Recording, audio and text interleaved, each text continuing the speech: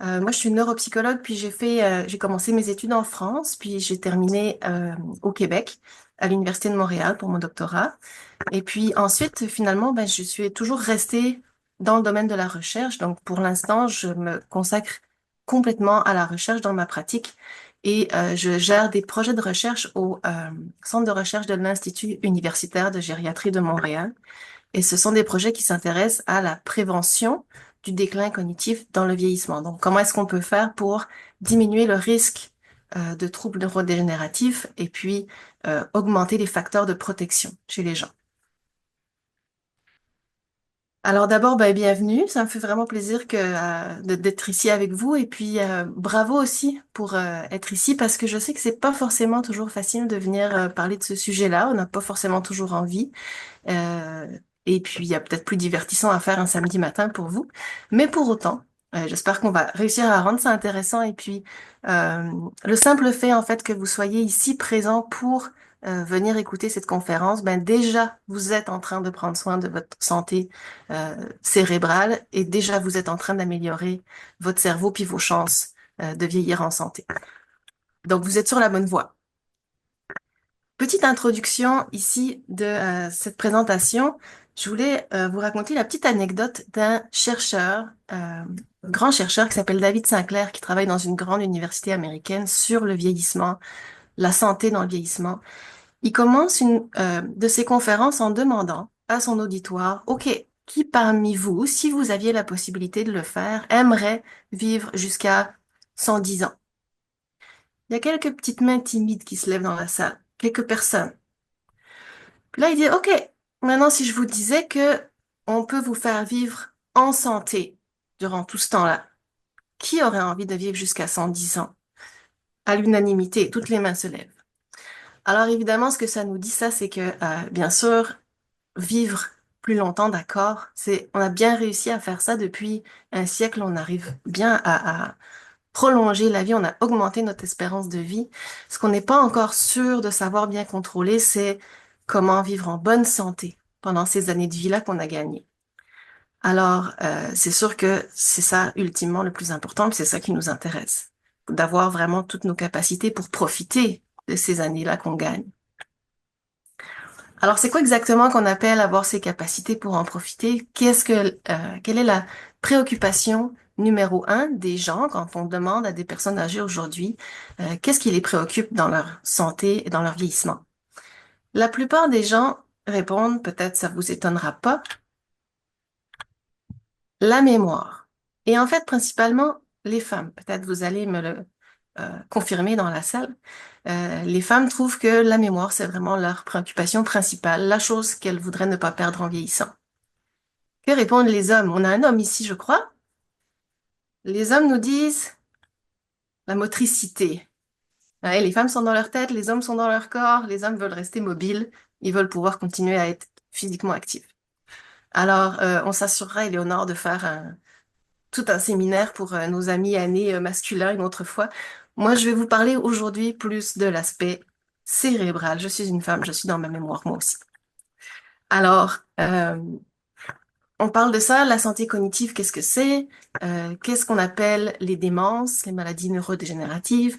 Et puis, quels sont les facteurs de risque et les facteurs de protection ou les moyens de prévention qu'on a à notre portée pour essayer de réduire nos chances ou de ralentir le vieillissement de son cerveau, de repousser l'apparition de ces troubles-là.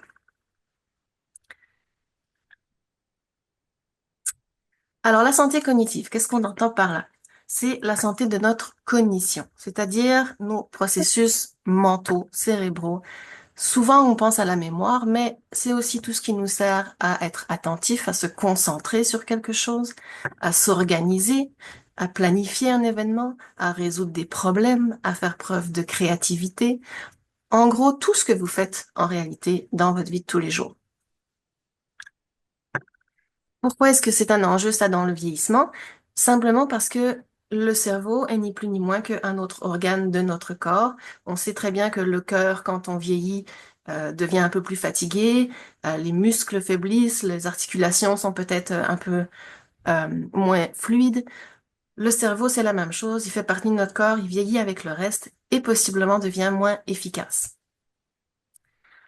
Alors, est-ce que ça veut dire que forcément vieillissement égale déclin obligatoire égale perte d'autonomie obligatoire? Déclin obligatoire, je dirais probablement que oui. En réalité, le déclin des fonctions cognitives et cérébrales, il commence pour certaines fonctions dans la fin vingtaine. Ça veut dire qu'on compare des gens qui ont 20 ans avec des gens qui ont 30 ans sur une tâche d'attention. Déjà, on va voir que, ah, on en a perdu un tout petit peu à 30 ans. À peine. C'est minime. Ça n'a aucun impact dans la vie de tous les jours. Mais éventuellement, on continue 40 ans, 50 ans, 60 ans. À 60 ans, 70 ans, on peut commencer à voir que ça fait une petite différence dans la vie de tous les jours, puis on commence à le sentir. C'est pas pour toutes les fonctions la même chose. Toutes les parties du cerveau déclinent pas pareil. Toutes les fonctions cognitives déclinent pas de la même façon. Mais à un moment donné, euh, quelqu'un qui se rend à 70 ans, 80 ans, 90 ans va ressentir un déclin, c'est certain. Perte d'autonomie, cela dit, non, pas forcément. Et c'est là que c'est très important de faire la différence entre ce qu'on appelle le vieillissement normal et le vieillissement pathologique, qu'on peut aussi appeler la démence, qui décrit en fait tout un ensemble de troubles qu'on appelle neurodégénératifs, c'est-à-dire qui évoluent négativement avec le temps, qui dégénèrent avec le temps, et qui ont un impact sur le fonctionnement de la personne au quotidien et le maintien de son autonomie. C'est ça qui fait la différence entre ce qu'on appelle le vieillissement normal. Les gens sont moins efficaces, mais ils sont fonctionnels, ils sont autonomes et ils vivent une vie tout à fait normale pour leur âge, versus une démence. Puis il n'y a pas de terme péjoratif là-dedans. Quand les chercheurs utilisent le mot démence, ça veut vraiment juste dire trouble neurodégénératif. Une expression tellement longue et compliquée à prononcer qu'on se simplifie ça avec le terme démence. Ce n'est pas associé avec quelque chose qui tient à la folie ou d'autres concepts péjoratifs. C'est vraiment le terme scientifique pour le décrire. Alors, du coup, peut-être vous êtes en train de vous demander, OK, mais alors c'est quoi? C'est quoi le déclin qui est normal, puis le déclin qui est pas normal, puis est-ce que je dois m'inquiéter ou quand est-ce que on doit s'inquiéter pour nous ou pour nos proches? Alors, ici, ça remplacera pas un bilan neuropsychologique. Ce que je vais vous dire, c'est des petites choses qui peuvent vous mettre sur la piste, soit vous rassurer un petit peu ou vous donner envie d'aller consulter. Mais bien entendu, ça va toujours être un professionnel qui va vous donner un vrai diagnostic. Mais globalement, ce qu'on observe chez les gens qui est normal d'un vieillissement qui n'est pas associé à une maladie particulière, des petits oublis de temps en temps. On a oublié un rendez-vous, on a oublié où on a posé ses lunettes. Ça, c'est complètement normal. Ça nous arrive peut-être un tout petit peu plus souvent que quand on était jeune. De façon assez unanime, les personnes âgées au-delà de 65 ans à peu près vont nous dire que c'est un peu plus difficile de se concentrer longtemps sur une tâche sans ressentir la fatigue ou sans être plus qu'avant distrait par des enfants qui jouent dehors, des bruits de la télévision dans le fond. Ou plus difficile aussi de se concentrer sur une conversation dans un environnement bruyant. Par exemple, vous allez au restaurant, il y a beaucoup de tables, c'est très animé, le fond sonore est assez important. Peut-être ça va être plus dur de rester bien accroché sur la personne qui vous parle puisqu'elle vous dit. Peut-être aussi, on a plus de difficultés à un moment donné à faire plusieurs choses en même temps. Ou, parce qu'en fait, on fait jamais plusieurs choses en même temps, mais à alterner très rapidement entre plusieurs tâches. Fait que je suis en train de cuisiner, en même temps je réponds au téléphone, faut que je retourne cuisiner. En même temps, ma petite fille vient me demander des crayons puis un papier pour dessiner. Puis là, je continue à surveiller mon poulet dans le four, puis etc. Ça peut être un peu plus demandant, un peu plus fatigant aussi. Plus de difficulté à trouver ces mots quand on parle. Le nom d'une personne, cet acteur, c'était commandant, je suis sûre que je le sais, mais il est où son nom? Je l'ai là presque, mais ça vient pas. Ou un mot qu'on cherche, puis c'est tous les synonymes viennent, mais pas le mot qu'on cherche. Ça aussi, ça peut arriver un peu plus souvent qu'avant. Et puis, plus de difficultés à mémoriser des nouvelles informations, c'est-à-dire des choses qu'on a apprises récemment. Le nom du nouveau voisin qui s'est installé juste à côté, il nous l'a dit hier. Là, on s'en souvient plus aujourd'hui. Tout ça veut pas forcément dire qu'il y a un problème. Probablement que tout ça, c'est des petits oublis très normaux. En fait, même peut-être que c'est même pas plus prononcé qu'avant. Mais le simple fait qu'on soit âgé, dès qu'on oublie une chose, on se dit, Oh my God, est-ce que j'ai Alzheimer? Les jeunes, là, ils oublient un tas de choses. Ils se posent juste pas la question, est-ce que c'est normal ou pas? Ils ont juste pas peur d'Alzheimer parce que c'est pas dans leur radar. Donc, faire attention aussi de pas surinterpréter tous les petits signes et puis de pas être comme inutilement anxieux dès qu'on y a une petite chose qui pourrait faire penser que le cerveau décline. Qu'est-ce qui peut nous alerter, par contre, qui serait plus de l'ordre que, oui, le cerveau décline d'une façon qui fait plus penser à une maladie qu'un vieillissement normal? Des oublis répétés, c'est-à-dire qu'on oublie un rendez-vous, puis on le recédule avec le médecin, on le réoublie la fois suivante, puis là, peut-être, ça fait 3 fois, puis on se sent un petit peu comme pataugé dans la semoule, comme on dirait chez moi. Peut-être que là, il y a plus quelque chose à aller creuser. Se sentir dans un état de comme si on était dans un brouillard mental tout le temps. Sentir qu'on n'a plus les idées au clair, que on est un peu perdu dans qu'est-ce qu'on doit faire, où est-ce qu'on en est, puis qu'on n'arrive pas à voir c'est ça, où est-ce qu'on en est, puis où est-ce qu'on s'en va. Avoir de la difficulté à suivre une conversation, oublier un peu au fur et à mesure ce que la personne nous dit, reposer les questions parce on n'arrive pas à intégrer ce qu'on nous dit, ou dans un film, par exemple, on n'arrive plus à suivre le décours du film parce qu'au milieu, on a un peu oublié ce qui s'était passé au début. Euh, ou avoir la difficulté à lire un livre, parce que aussi au fur et à mesure du livre, on se souvient pas de ce qu'ont fait les personnages, même si on avait lu le premier chapitre hier. Un changement important par rapport à avant. Puis ça, c'est très important. Si vous avez toujours eu de la misère à lire un livre, parce que depuis toujours, systématiquement, vous oubliez le début, le fait que vous soyez comme ça aujourd'hui ne va pas nous alerter sur quelque chose de bizarre. C'est pas différent, c'est juste qu'il y a des gens qui sont comme ça, puis ils ont toujours été comme ça. Là où on se pose plus de questions, c'est quand il y a quelque chose qui change. On a toujours été très, très, très bon pour faire ça, puis d'un seul coup, on n'est plus du tout capable de le faire. Là, ça va plus nous alerter. Aussi, parfois, c'est la famille qui s'inquiète. C'est pas toujours la personne qui euh, développe les troubles qui va être euh, le premier inquiet ou la première inquiète par rapport à ça. Des fois, ça va être le conjoint ou la conjointe ou les enfants qui vont se dire, Ah, mais moi, je trouve ça bizarre la façon dont tu te comportes aujourd'hui. Ça peut être un signe aussi. Cependant, tous ces signes-là veulent pas nécessairement dire qu'il y a une démence non plus. Tout ça, par exemple, peut être présent si vous avez un problème de sommeil.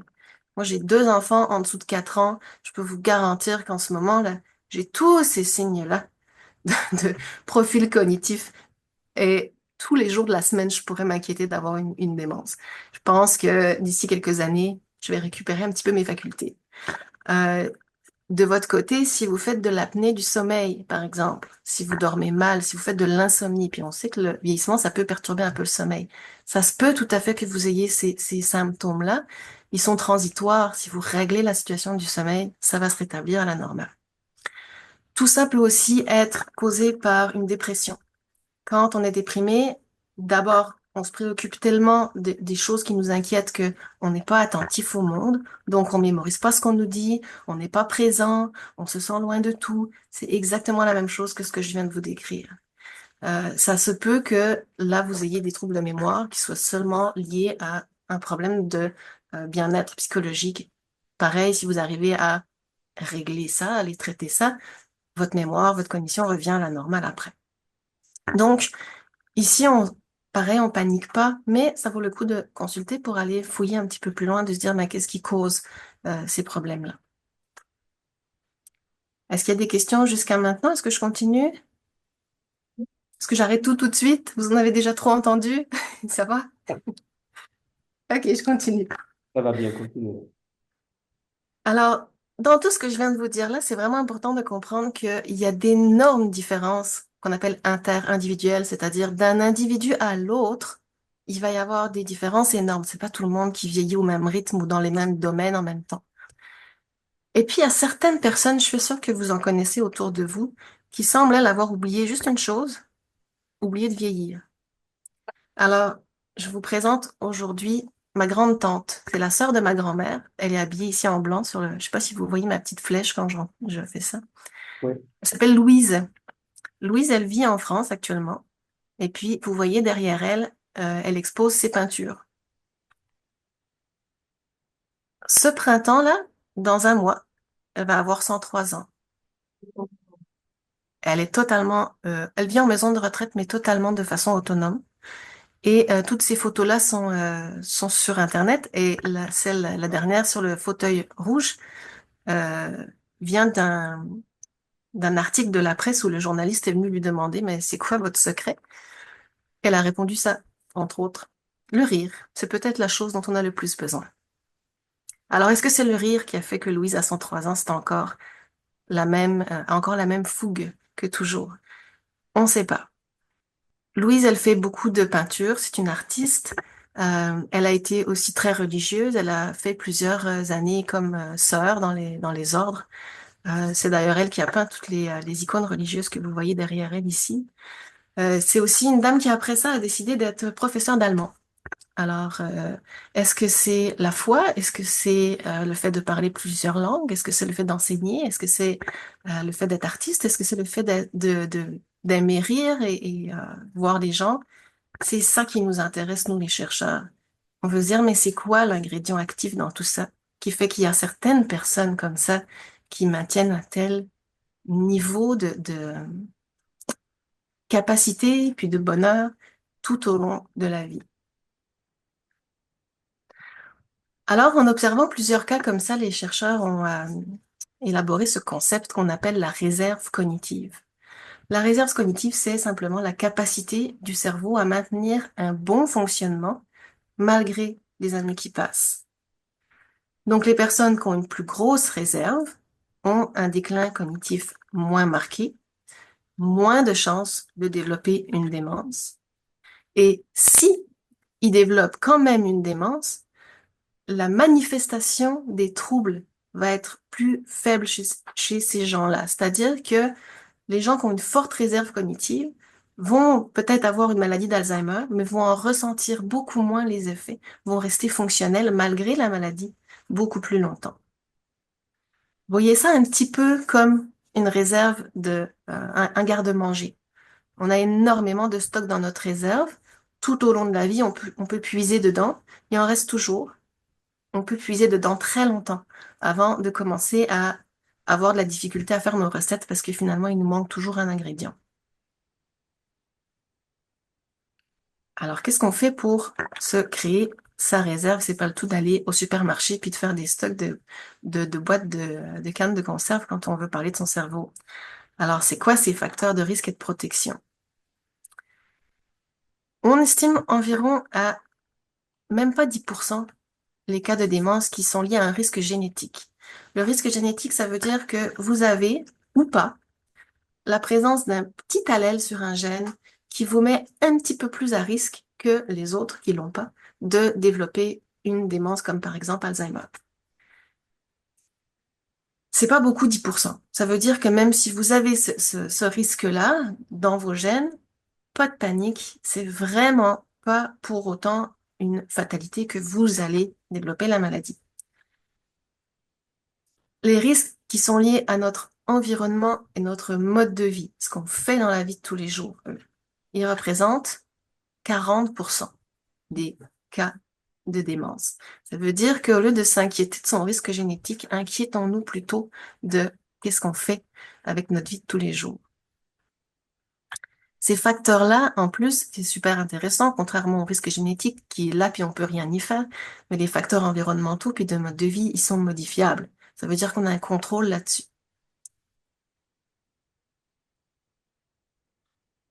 Alors, lesquels sont-ils? Je vous les liste, puis après je vous en parle un petit peu plus en détail chacun.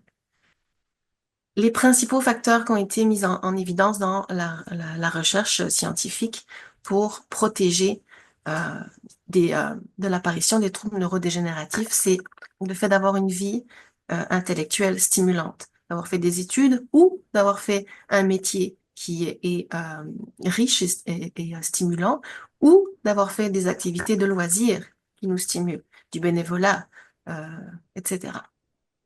L'activité physique, avoir une bonne santé mentale et un entourage social, un tissu social. L'intégrité des sens, et particulièrement l'intégrité de votre audition. Une bonne habitude, de bonnes habitudes alimentaires, alimentation et aussi alcool et tabac. Des facteurs de risque de type vasculaire, c'est-à-dire tout ce qui est hypertension, diabète, obésité, va mettre à risque de développer une démence. Et une bonne hygiène de sommeil peut aussi soit mettre à risque ou protéger contre l'apparition de ces troubles. Il y en a d'autres, je vous livre juste les principaux aujourd'hui. Alors, avant d'aller dans le détail de chacun, je voulais juste répondre à une question qu'on entend souvent, c'est à partir de quel âge est-ce qu'on doit commencer à se préoccuper de sa santé cognitive? Alors, ça, c'est un petit diagramme que je vous mets là, je vais vous l'expliquer. C'est la figure de référence en ce moment dans tous les chercheurs du vieillissement sur les facteurs de risque de troubles neurodégénératifs. Cette figure-là, elle est citée dans presque toutes les publications scientifiques à l'heure actuelle. Ça fait quelques années que c'est sorti et c'est très intéressant. Ça nous montre en fait euh, quand est-ce que les facteurs de risque que je viens de vous lister plus tôt ont le plus d'impact selon le moment dans la vie où on s'en occupe ou alors où on s'en occupe pas. Par exemple, dans ce qu'on appelle ici early life, donc le début de la vie, ça va être surtout la scolarisation qui va être très importante pour diminuer les facteurs de risque. Donc là, on est plus dans l'aspect stimulation intellectuelle. Les gens qui sont allés à l'école plus longtemps, qui ont fait des études plus longues quand ils étaient jeunes, vont avoir moins de chances en moyenne, toutes choses égales par ailleurs, de développer euh, une démence. Après, vers le milieu de la vie, il faut faire attention à quoi? Faut faire attention à, en grande priorité, et ça c'était un petit peu la grande nouvelle de cette publication-là, parce qu'on le sous-estimait beaucoup jusque-là, la perte auditive. La perte auditive, dans le milieu de la vie, va précipiter les chances de développer plus tard une démence. Probablement parce que on s'isole beaucoup quand on a plus de mal à entendre, donc on reçoit moins de stimulation, moins d'interaction sociale, et ça fait qu'on va éventuellement décliner beaucoup plus vite. Mais il y en a d'autres, je vous avais parlé de l'hypertension, de l'alcool, l'obésité, vous voyez que tout est ici dans la catégorie milieu de vie. Fin de vie maintenant, qui est-ce qui est le plus influent, à quoi il faut faire le plus attention si on est rendu à ce stade-là de la vie? Fumer. Alors, si on fume encore à 60 ans, c'est vraiment le temps d'arrêter. En quelques années, on a remarqué que le corps récupère et puis redevient quasiment l'équivalent de celui d'un non-fumeur. Alors, c'est super intéressant et encourageant pour les gens qui fument, mais c'est sûr qu'il faut faire le pas là d'arrêter. La dépression, le fait d'être socialement isolé, le fait d'être physiquement inactif, le diabète ici, et puis intéressant aussi, la pollution de l'air est ressortie comme étant des choses qui vont précipiter le vieillissement pathologique du cerveau vers à l'âge avancé. Donc, toute sa vie, on peut s'occuper de tout ça, évidemment, dès le jeune âge, mais comme on voit, c'est pas trop tard non plus si on n'a pas commencé. C'est jamais trop tard pour s'y intéresser.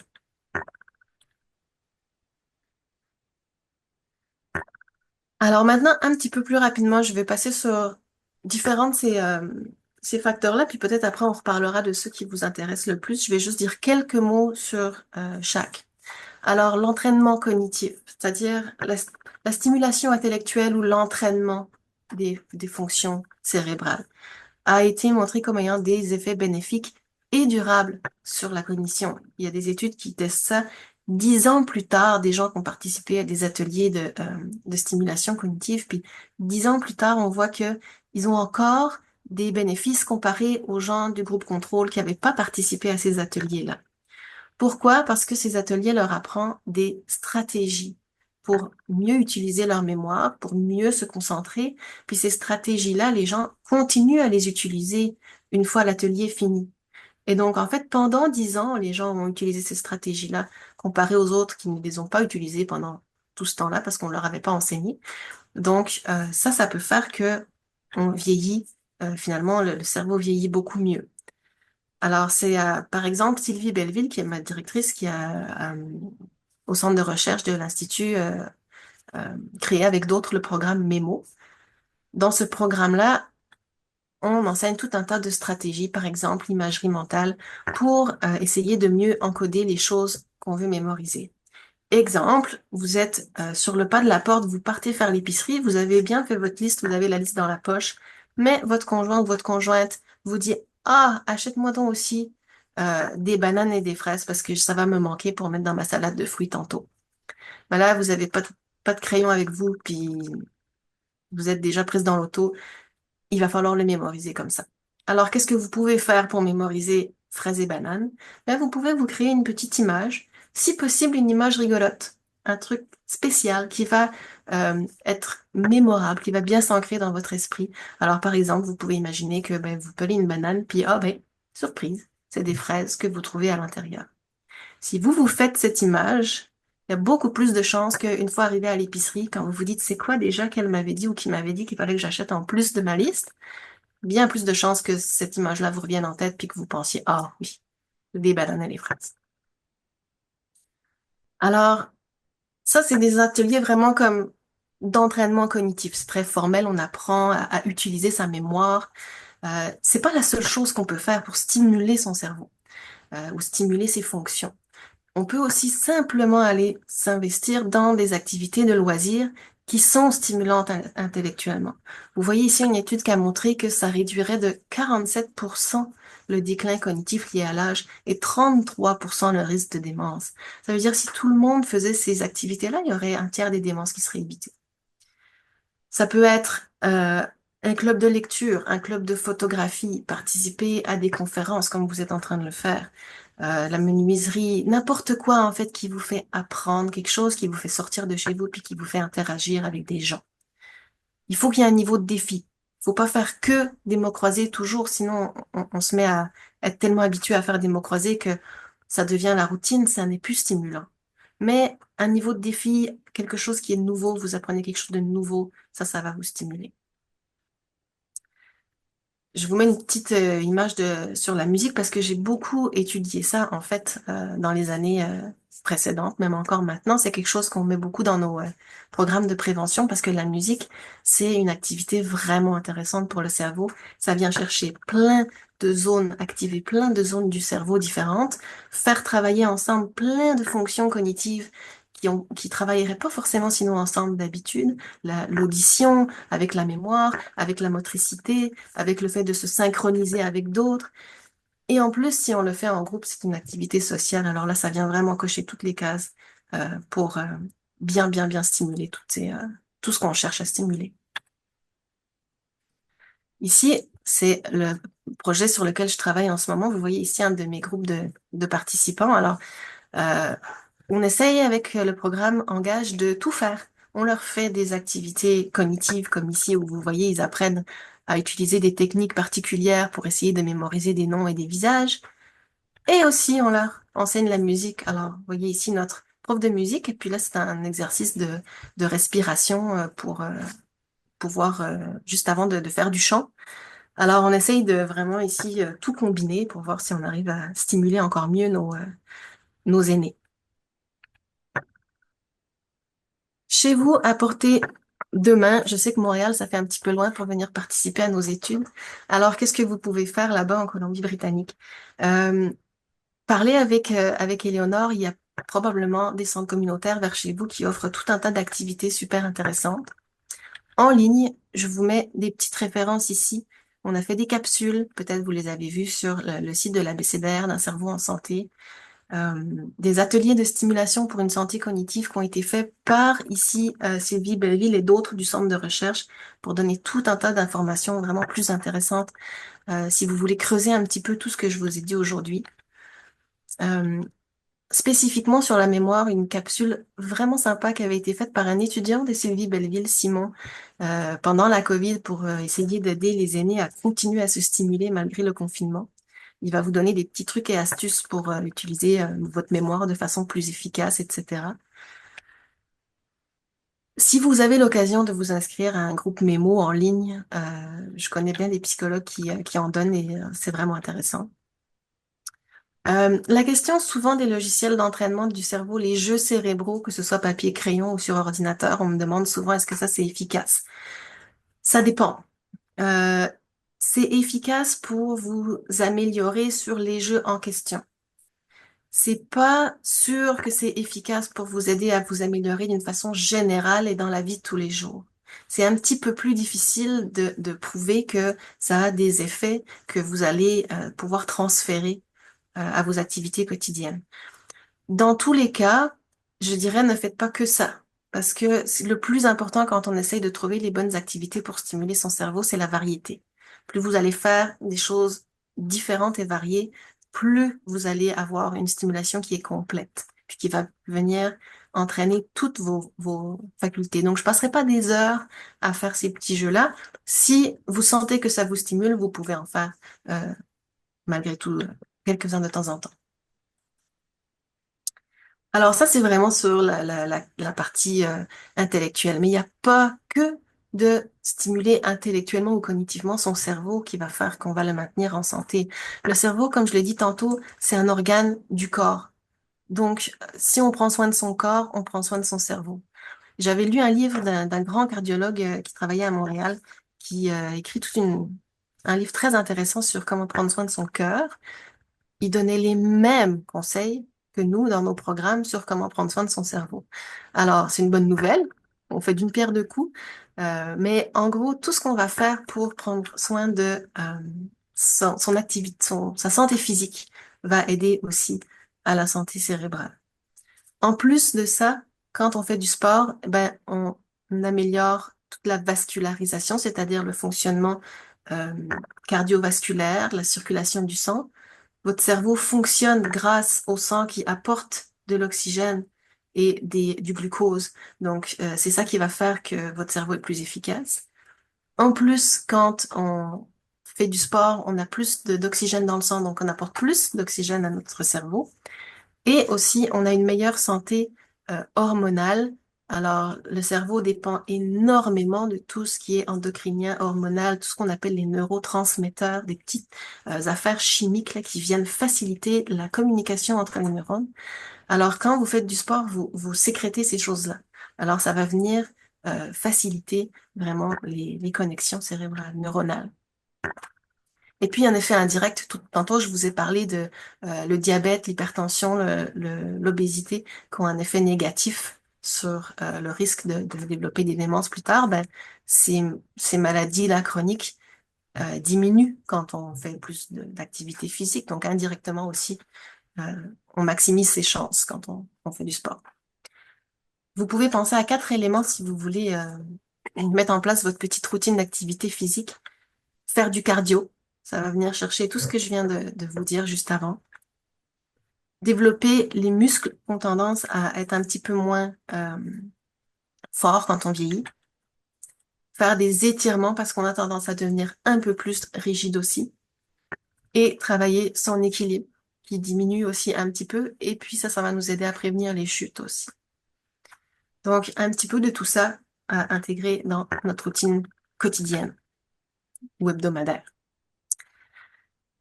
Un petit mot sur l'alimentation. Évidemment, on est ce qu'on mange. Alors, tout ce que vous allez manger, ça vient nourrir votre cerveau, notamment la fabrication des cellules neuronales. Pendant longtemps, on a cru que le cerveau, il avait son nombre de cellules, puis qu'on n'en fabriquait plus des nouvelles. Maintenant, on sait que il y a ce qu'on appelle une neurogénèse, c'est-à-dire on refabrique des cellules neuronales tout au long de notre vie. Ça va être facilité avec tout ce qu'on appelle les acides gras. C'est pour ça qu'on vous dit manger des noix, des graines et de l'huile d'olive. Alors ça, c'est vrai. Un régime méditerranéen a cet effet-là. Euh, tout ce qui est les acides aminés et les protéines vont aider la communication entre les neurones. tout ce qui est des sucres lents, on appelle ça souvent, mais c'est du glucose en fait. Donc les céréales à grains entiers et tous les féculents en général vont aider à la puissance, l'énergie du cerveau. Et puis, ce que vous avez peut-être déjà entendu parler des antioxydants, tous les vitamines qui vont, elles, aider au ralentissement du vieillissement des cellules. Ça veut dire que nos neurones vieillissent moins vite et meurent en moins grand nombre. Et puis de la même façon que je l'avais dit pour l'activité physique, ben, on mange mieux, ben, on a moins de diabète, on a moins d'hypertension. Donc là aussi, on diminue ses chances de problèmes plus tard. Alors, vous pourrez aller voir l'assiette recommandée par le Guide alimentaire Canada. Je laisserai Éléonore vous transmettre toutes les références à la fin de la présentation. Euh, un petit mot sur le sommeil aussi rapidement. Alors, bien sûr, le sommeil, c'est essentiel à la santé physique, à la santé mentale, à la santé cognitive, à la santé immunitaire. Si on dort pas ou si on dort mal, il n'y a plus rien qui va. Euh, Notamment par rapport à la mémoire et à la démence. Il y a des études qui suggèrent que pendant qu'on dort, le cerveau se nettoie de tout un tas de sécrétions qui viennent se poser là et puis qui gênent à la communication entre les neurones et ultimement qui peut-être favorisent l'apparition des démences. Alors il y a tout un tas de recherches qui montrent que si on supprime cette fonction de nettoyage du cerveau pendant le sommeil, ben, les gens vont développer des troubles neurodégénératifs plus tôt. Et puis aussi pour la mémoire, ben, c'est pendant qu'on dort qu'on consolide les informations et les habiletés qu'on a apprises. Alors, si vous apprenez le nom de votre nouveau voisin ou vous commencez à jouer d'un nouvel instrument ou vous apprenez un nouveau sport, ben, c'est pendant que vous dormez que ça va se consolider dans votre esprit. Donc, très important de bien dormir. On sait que quand on vieillit, on dort un peu moins en un bloc. Le sommeil peut être plus fragmenté. Ça se peut que vous arriviez plus comme avant à faire une nuit entière de 9 heures. Ça ne veut pas forcément dire que vous avez besoin de moins de sommeil. Ça veut juste dire que va peut-être falloir récupérer les heures perdues de la nuit avec des siestes.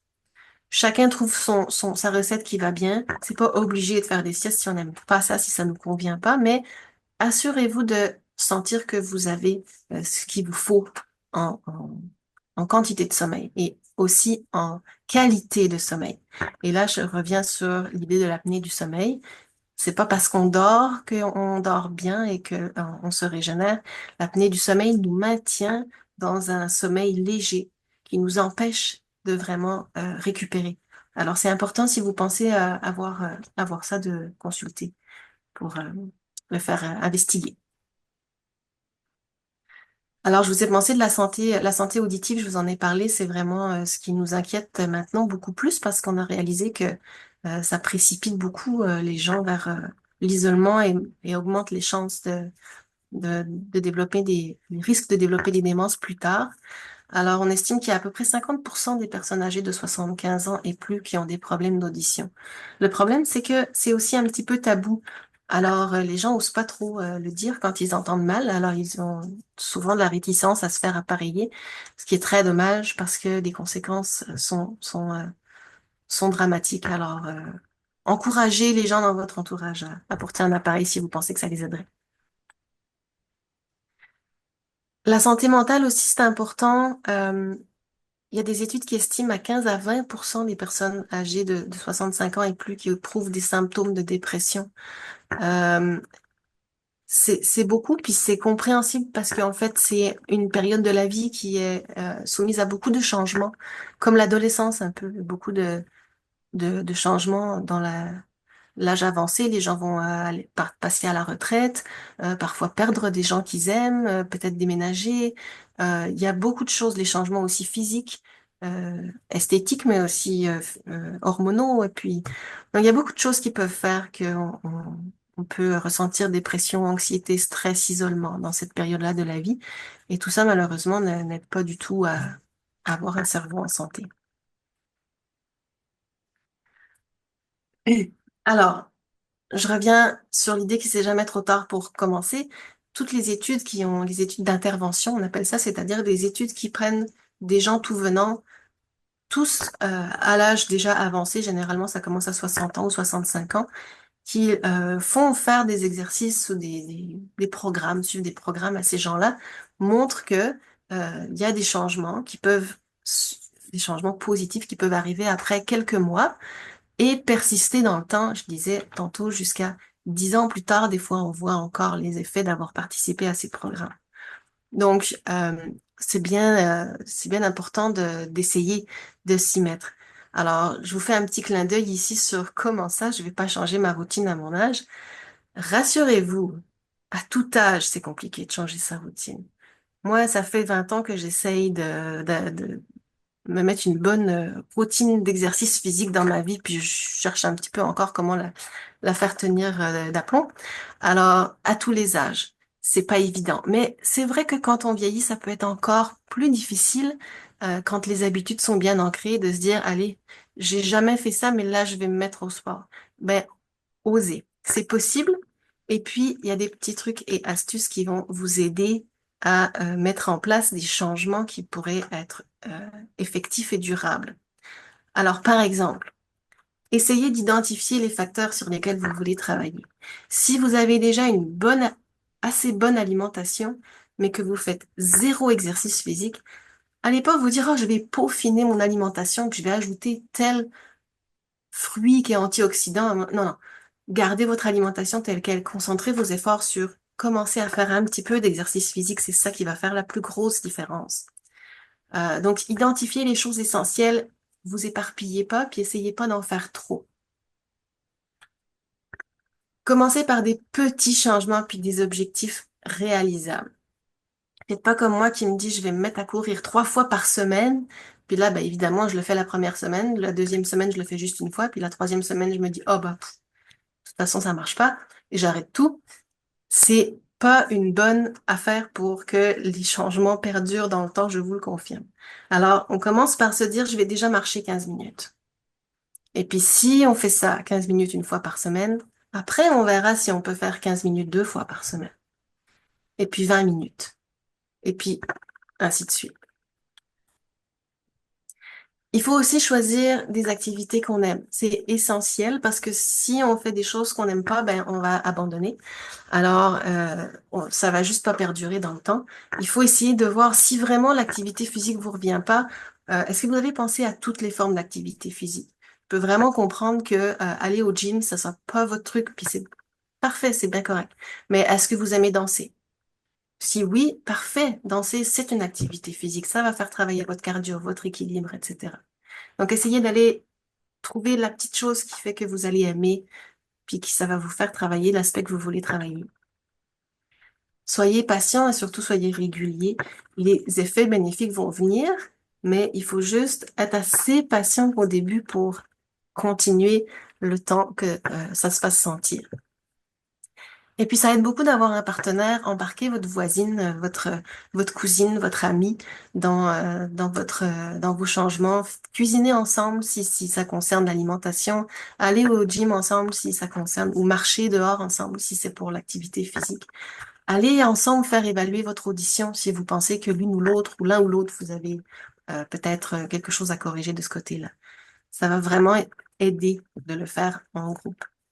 Et puis faites confiance que, il y a un cercle vertueux. Plus vous mettez en place des changements positifs, plus ça va devenir facile après de les maintenir puis d'en mettre d'autres parce que vous allez vous sentir mieux, ça va vous encourager. Euh, donc après, on est bien dans notre cycle de cercle vertueux.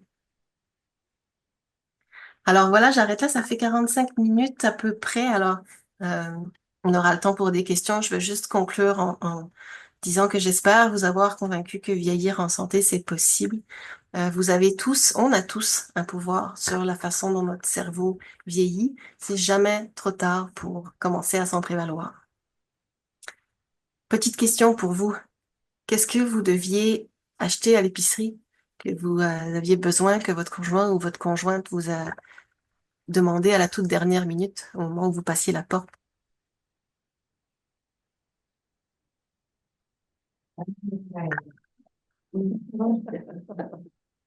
Je vous entends pas bien.